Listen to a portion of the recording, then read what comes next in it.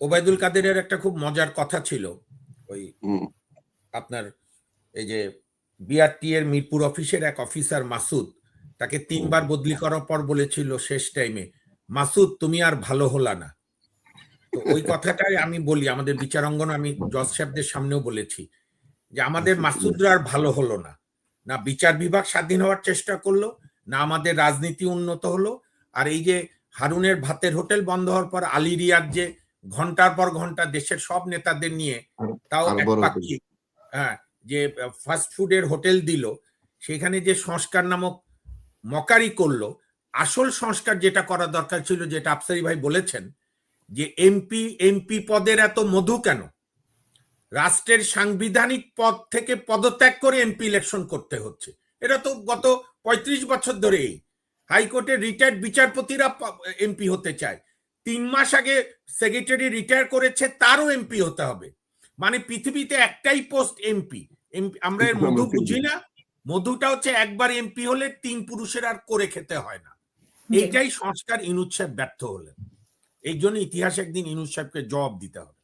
তিনি যে ১৬ মাস থাকলেন, কি করলেন? একটা সংস্কার করেনি, একটা সংস্কার দৃশ্যমান হয়নি। আমরা যে যে যে বৃত্তে ছিলাম সেই বৃত্তের মধ্যেই আমরা আছি। কাজেই এখান থেকে বেরোনোর জন্য আমার বিশ্বাস আবারও মানুষকে জাগতে হবে। এবং নির্বাচনের পরিবেশ, নির্বাচন তো জামাতের আমিরের তারেক রহমান সাহেবের সঙ্গে দেখা করার মধ্য দিয়ে তো বাজারে এটাই এখন যে এটা নাকি একটা পাতানো নির্বাচন, এটা হচ্ছে ধারণা। আমি এটা বিশ্বাস করি না যে মিলেমিশে করবে। এটা হলে আরো সর্বনাশের দিকে যাব আমরা। আমি আশা করব রাজনৈতিক দলগুলো ক্ষমতায় সব যেতে হবে, বিরোধী দলে থাকবো না। দেখেন, আমি শেষ করি। আর ইমরান খান প্রথম ইলেকশনে 0 আসন পেয়েছিল, পরের ইলেকশনে ইমরান খান উল্টে পড়ে গিয়েছিল ব্রিজের ওপর থেকে, 2টা সিট পেয়েছিল। তৃতীয়বার বিরোধী দলের নেতা হয়েছিল, চতুর্থবারে প্রাইম মিনিস্টার। এই যে রবি ভাই, আমি বুঝেছি, স্যাটায়ার করে বলেছে যে যুক্তরাষ্ট্রের নাম কি, না না, জুতা টানা। আসলে রবি ভাই স্বাধীন মানুষ। ইমরান খান মার্কিন যুক্তরাষ্ট্রের সঙ্গে আপোষ করেনি বলেই আজকে সে কারাগারে। তো সুতরাং আমাদের রাজনীতিবিদরা, আমার খুব দুঃখ, আফসারি ভাই ভুল বুঝেন না, এই যে নুরু এবং নুরুল হক নূর এবং আমাদের রাশেদ খান, আমি খুব স্নেহ করি। এবং আফসারি ভাইয়ের ভাইতে মনে আছে, যখন তারা একসঙ্গে ছিল, আমি এসসিবি সংবিধান সহন কমিটি, আর কেউ আসেনি, আফসারি ভাই মনে আছে। সুপ্রিম কোর্টের মতো একটা মহৎ জায়গায় প্রথম আমি রেজা কিবরিয়া ভাই, আফসারি ভাই, নুরু এবং অন্যান্যরা সবাইকে নিয়ে মিটিং করেছিলাম, আওয়ামী বা তাপসের আইনজীবীদের হুমকির মুখেও। তো তারাই সিটের জন্য দল ছেড়ে চলে গেল। কি জাদুটা, কি মজাটা, কি এমপি হতে হবে আমার, তাহলে কি চেঞ্জ হলো? তারপর যারা নয় বন্দোবস্তের বক্তৃতা দিত, তারা বিএনপি নেতাদের পিছে পিছে ঘুরছে সিট পাওয়ার জন্য, হয়তো পেয়েওছে। একই কথা, আরেকটা রাশেদ খান মেনন আর ইনু হওয়ার প্রক্রিয়া চলছে, আমি বলে দিলাম। সুতরাং জাতির সামনে অনেক দূর যেতে হবে এবং কোনো পরিবর্তনই ইনুস সাহেব করতে পারলো না। মিনিমাম, আবারও রিপিট করি, মার্জনা করবেন, যদি এমপিদের লাভজনক পদগুলো, লাভজনক প্রতিষ্ঠানগুলো থেকে দূরে রাখতো, তাহলে কোনো দলে এমপি নমিনেশন নিয়ে এত টেনশন হতো না।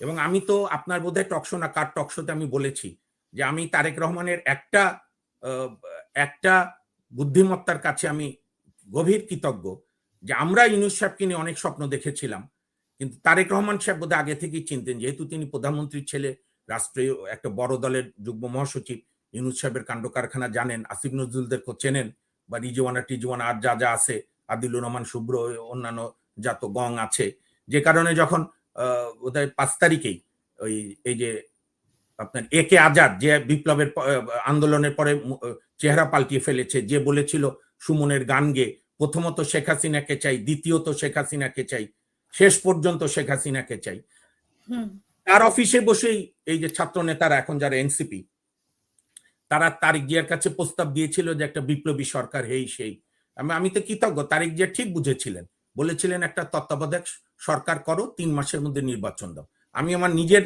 ভুল ভেঙে বলছি, আমারও একটা মোহ হয়েছিল যে না, ইউনুস সাহেব বোধহয় মিনিমাম কিছু সংস্কার করবে, বরং আমি তো বলবো 16 মাস নষ্ট করেছেন উনি। আর যদি 3 মাসের মধ্যে নির্বাচন হয়ে যেত, নভেম্বর 24 ডিসেম্বরের মধ্যে, তাহলে বিএনপি বা যেই ক্ষমতা আসতো আজকে তাদের 1 বছর পার হতো, জনগণ পরীক্ষা করতে পারতো তারা নির্বাচনী ওয়াদা অনুযায়ী কাজ করছে কিনা। তো সুতরাং, আর আপনি যেটা বেল নিয়ে বললেন, প্রশ্নটা হচ্ছে যে সাবের চৌধুরীকে তো রিমান্ড চলাকালে জামিন দিয়ে দিয়েছিল ম্যাজিস্ট্রেট, নিশ্চয়ই সরকারের নির্দেশে। 6টা মামলা রিমান্ড চলছিল। এই যে মেয়েটি সুরভি না কি নাম মেয়েটা, ভদ্রমহিলা সুরভি তো রিমান্ডের বিরুদ্ধে আপনার আপিল করেছে। আমাদের রবি ভাই ঠিকই আছে, গ্রামেটিক্যালি বা লিগালি কারেক্ট, আপনার ওর নাম কি, রিমান্ডের বিরুদ্ধে আপিল করা যায়, কিন্তু ফ্যাক্ট হচ্ছে যে এই রিমান্ডের বিরুদ্ধে যদি কোনো এই এনসিপি বা এনসিপির আদর্শে বিশ্বাসী বা এই জুলাইয়ের আন্দোলনের কর্মী ছাড়া অন্য কেউ রিমান্ডের বিরুদ্ধে আপিল করতো, সেই রিমান্ড অ্যালাউ হতো কিনা। এবং আমি যে কথা বলে শেষ করি, কোনোটাই টিকবে না যদি দেশে আইনের শাসনের পথে আমরা না হাঁটি। জাতির দুর্ভাগ্য হচ্ছে 16 মাস পরেও শেখ হাসিনার আমলের মতোই বাংলাদেশের সর্বোচ্চ আদালত থেকে ম্যাজিস্ট্রেট কোর্ট পর্যন্ত বিচার বিভাগ। আপনি যখন বিচার বিভাগকে ডিকটেশন দেবেন কিংবা বিচার বিভাগ সরকারের সঙ্গে সুর মিলিয়ে চলবে, আমাকে কেউ পাতার পর পাতা বুঝালো সেই দেশে না গণতন্ত্র টিকবে, না উন্নয়ন টিকবে, মৌলিক উন্নয়ন, না কোনো রাজনৈতিক দল টিকে থাকবে। এখন আমাদের দুর্ভাগ্য হচ্ছে যে আমরা এখন অতীত থেকে শিক্ষা নিচ্ছি না। নির্বাচনের পরে যেই ক্ষমতায় আসুক, আমি আশা করব তারা বিচার বিভাগকে যেন আমার করায়ত্ত না করতে চায়, অর্থাৎ প্রধান বিচারপতিও আমাকে আমার লোক হতে হবে, অ্যাটর্নি জেনারেলও আমার লোক হতে হবে, পিপিরাও আমার লোক হতে হবে, এই আদর্শের হতে হবে। এতকাল তো ওরা খেয়েছে, এখন আমি খাবো, এই মানসিকতা করলে বাংলাদেশের মানুষের দুর্ভোগ আবার বাড়বে, ট্র্যাজেডি আবার হবে, আবার আমাদের অন্যায়ের বিরুদ্ধে প্রতিবাদ করতে হবে, তখন আবার আমাদেরকে ট্যাগ দেবে। আমি শেষ করি, আগে যেরকম আওয়ামী লীগরা ট্যাগ দিত আমরা জামাতের লোক, বিএনপির দালাল, তখন যখন বিএনপিরা ক্ষমতায় গেল তারা অন্যায় করলে তার প্রতিবাদ করলে তখন বলবে এরা ফ্যাসিস্টের দালাল। আমরা এই দালাল নিয়ে কোনো তোয়াক্কা করি না, আমরা বাংলাদেশের নাগরিক। আর আমি মনে করি কোনোটারই দরকার নাই। আমাদের মূল 72 সংবিধানে যে 3টা লক্ষ্য ছিল ঘোষণাপত্রে, সাম্য, সামাজিক ন্যায় বিচার, মানবিক মর্যাদা, হাসিনা আপা, আমি শেষ করি, আপনি এই দুই বিদগ্ধ আলোচককে নিয়েই, রবি ভাই অবশ্য ব্যস্ত হয়ে পড়বে ইলেকশনের কাজে, এর মধ্যে একদিন সময় করেন, এই 3টা নীতির আমরা ব্যাখ্যা দেব। এই 3 নীতির যদি 25 ভাগ পূরণ হয় তাহলে বাংলাদেশ শনৈ শনৈ নৈতিক উন্নয়ন হবে, মৌলিক উন্নয়ন হবে বাংলাদেশের প্রতিষ্ঠানগুলো।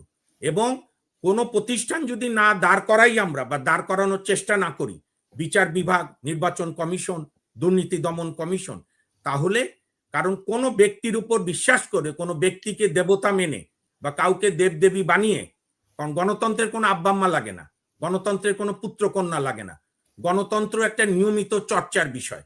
আমি মনে করি আগামী 5 টার্ম অর্থাৎ 25 বছর, আমি জানি না আল্লাহ আমাকে বাঁচিয়ে রাখবে কিনা, যদি বাঁচিয়ে রাখে, আর 5 টার্ম যদি নিরপেক্ষ তত্ত্বাবধায়ক সরকারের অধীনে নির্বাচন হয়, অর্থাৎ ভোটের গণতন্ত্রটা যদি প্রতিষ্ঠিত হয়, আর আমরা যদি 4 জনই বেঁচে থাকি, 25 বছর পর দেখবেন বাংলাদেশ অটোমেটিক কিছু উন্নয়ন, মানে কিছু মৌলিক উন্নয়নের দিকে যাবে। আর না হলে ব্যক্তি বদলিয়ে, এক দেবদেবী বদলিয়ে আরেক দেবদেবী বানিয়ে না গণতন্ত্রের উন্নয়ন হবে, না বাংলাদেশের উন্নয়ন হবে, না মানুষের মুক্তি ঘটবে।